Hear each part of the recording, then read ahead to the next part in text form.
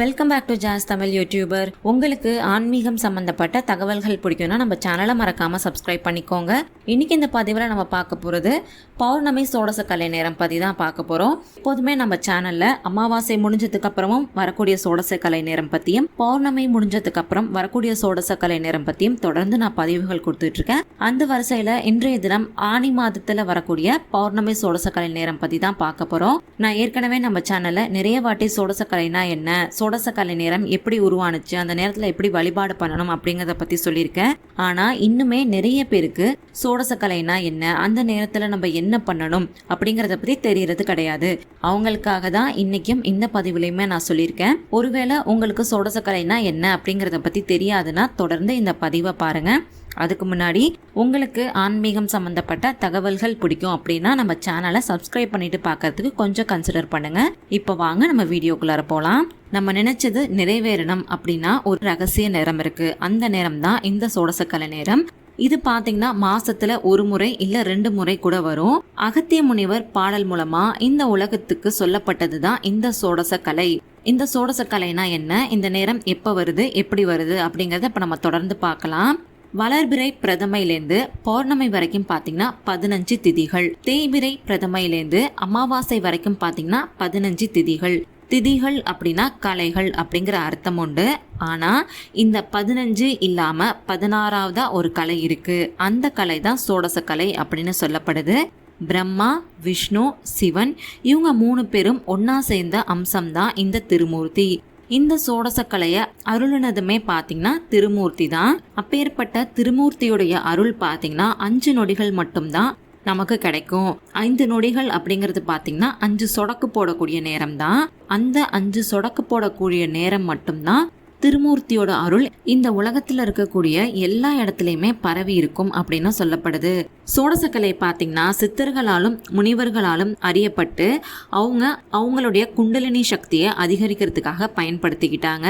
ஆனா இப்ப இருக்கக்கூடிய காலகட்டத்துல இந்த சோசியல் மீடியா மூலியமா நிறைய பேருக்கு இந்த சோடசக்கலை பத்தி தெரிய ஆரம்பிச்சிருச்சு.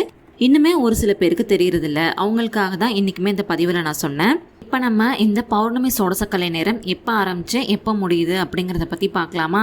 ஆனி மாதத்தில் வரக்கூடிய பௌர்ணமி திதி முடியக்கூடிய நேரம் அப்படின்னு பார்த்தீங்கன்னா ஜூன் 22ஆம் தேதி சனிக்கிழமை, அதாவது நாளைய தினம் காலையில் 7:19 முடிஞ்சிருது. அப்போ இந்த சோடசக்கலை நேரமானது எப்போ ஆரம்பிக்கும் அப்படின்னு பார்த்தீங்கன்னா ஜூன் 22ஆம் தேதி, அதாவது நாளைய தினம் சனிக்கிழமை காலையில் 6:19 ஆரம்பிச்சு 8:19 வரைக்கும் தொடர்ந்து 2 மணி நேரங்கள் இந்த அதி அற்புதம் வாய்ந்த சோடச கலை நேரமானது நமக்கு இருக்கு.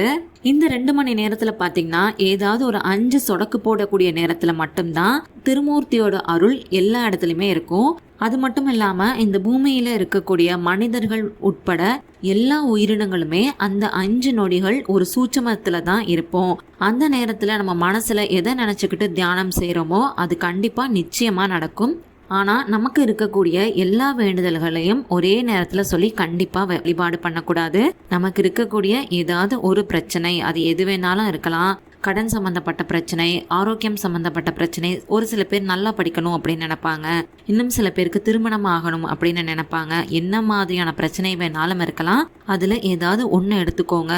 உங்களுடைய வாழ்க்கையோட தேவைக்கு எது தேவையோ, எது நடந்தா உங்களுடைய வாழ்க்கை நல்லா இருக்கும் அப்படின்னு நீங்க நினைக்கிறீங்களோ அந்த தேவைகள்ல ஏதாவது ஒண்ணு மட்டும் எடுத்து இந்த சோடசக்கலை நேரத்துல தியான நிலையில மனசார உங்களுடைய இஷ்ட தெய்வத்தை நினைச்சு நீங்க வழிபாடு செஞ்சுக்கோங்க.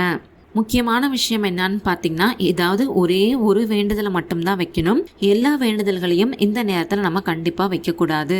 இது மாதிரி அமாவாசை பிரதமை திதியிலையும் பௌர்ணமியில வரக்கூடிய பிரதமை திதியிலையும் நம்ம கோரிக்கைகளை வைக்கிறப்ப ஒரு சில பேருக்கு பாத்தீங்கன்னா ஒரு முறையிலேயே உங்களுக்கு அவங்களுடைய கோரிக்கை நிறைவேறிடும். ஆனா ஒரு சில பேருக்கு பாத்தீங்கன்னா சில மாதங்கள் கூட எடுத்துக்கும்.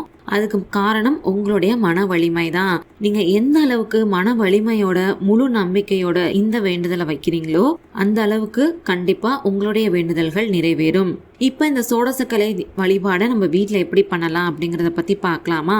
இதை நீங்க உங்க வீட்லயும் செய்யலாம், இல்ல கோவில்லையும் செய்யலாம். நான் 2 இடத்துலயுமே எப்படி பண்ணலாம் அப்படிங்கறது தான் இப்ப நான் சொல்றேன், பாருங்க தொடர்ந்து. இந்த சோடசக்கலை தியானத்தை உங்கள் வீட்லேயோ இல்லை நீங்கள் கோவில்லையோ செய்கிறப்ப அந்த இடம் அமைதியாக இருக்கக்கூடிய இடமா பார்த்து நீங்கள் தேர்ந்தெடுத்துக்கோங்க. வெறும் தரையில் கண்டிப்பாக உட்காரக்கூடாது. ஒரு மரப்பலகையோ இல்லை ஒரு துணியோ போட்டு அதுக்கு மேலே நீங்கள் உட்காந்துக்கலாம். ஒருவேளை உங்களால் தரையில் உட்கார முடியலை அப்படிங்கிற பட்சத்தில் நீங்கள் சேர் போட்டு கூட அந்த சேருக்கு மேலே ஒரு துணியை விரிச்சு உட்காந்திக்கோங்க. அதுக்கப்புறம் முக்கியமான விஷயம், கண்டிப்பா இந்த தியானத்துல நம்ம ஈடுபடுறப்ப அசைவம் எதுவும் சாப்பிட்டுருக்க கூடாது. அதே மாதிரி இறுக்கமான ஆடைகளை கண்டிப்பா அணியக்கூடாது. நம்ம இந்த தியானம் மேற்கொள்றப்ப வடகிழக்கு திசையை நோக்கி அமர்ந்துதான் தியானத்துல ஈடுபடணும். நீங்க வடகிழக்கு திசையை நோக்கி அமர்ந்ததுக்கு அப்புறம் உங்களுக்கு முன்னாடி அகல் விளக்குல நல்லெண்ணெய் ஊற்றி தீபம் ஏற்றி வச்சுக்கோங்க. அந்த தீபத்துக்கு முன்னாடி அமர்ந்து உங்களுடைய கண்களை மூடி உங்களுடைய வேண்டுதல்களை நீங்க இந்த பிரபஞ்சத்துக்கிட்ட வைக்கலாம். நான் முன்னாடியே சொன்ன மாதிரி உங்களுக்கு இருக்கக்கூடிய பிரச்சனையிலேருந்து ஏதாவது ஒன்று மட்டும்தான் எடுத்து இந்த நேரத்தில் நீங்க சொல்லி வழிபாடு பண்ணணும். உதாரணத்துக்கு உங்களுக்கு கடன் பிரச்சனை இருக்கு, உங்களுடைய கடன் அடையணும் அப்படின்னு நீங்க நினைக்கிறீங்கன்னா இந்த 2 மணி நேரத்துல உங்களுடைய கண்களை மூடி கடன் அடைய எனக்கு வருமானம் தடையில்லாமல் கிடைக்கணும், அதுக்கு நல்ல வழியை இந்த பிரபஞ்சம் காட்டணும் அப்படின்னு மனசார இந்த 2 மணி நேரமுமே சொல்லி வழிபாடு செஞ்சுக்கோங்க. இந்த வழிபாடு பண்றதோட சேர்த்து உங்களுடைய கோரிக்கை நிறைவேற தேவையான முயற்சிகளை நீங்களும் இதோட சேர்த்து செஞ்சுக்கிட்டே வாங்க.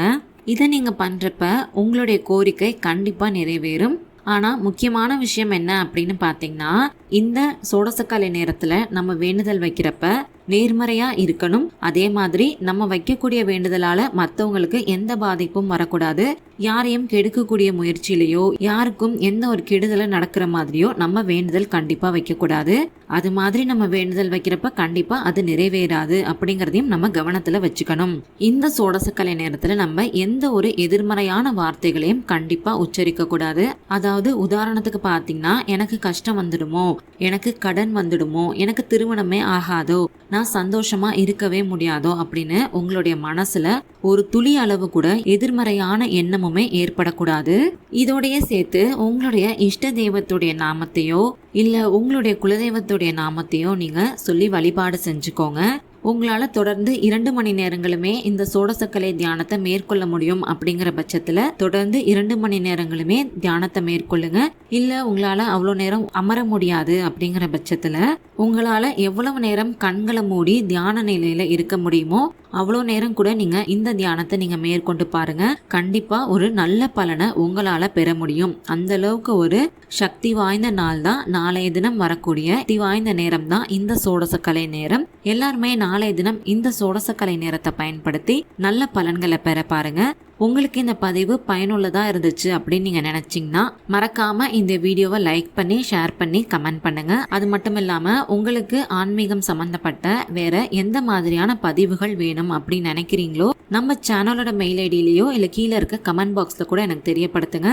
அந்த மாதிரி பதிவுகளை வரக்கூடிய நாட்களை நான் தரேன். நன்றி, வணக்கம்.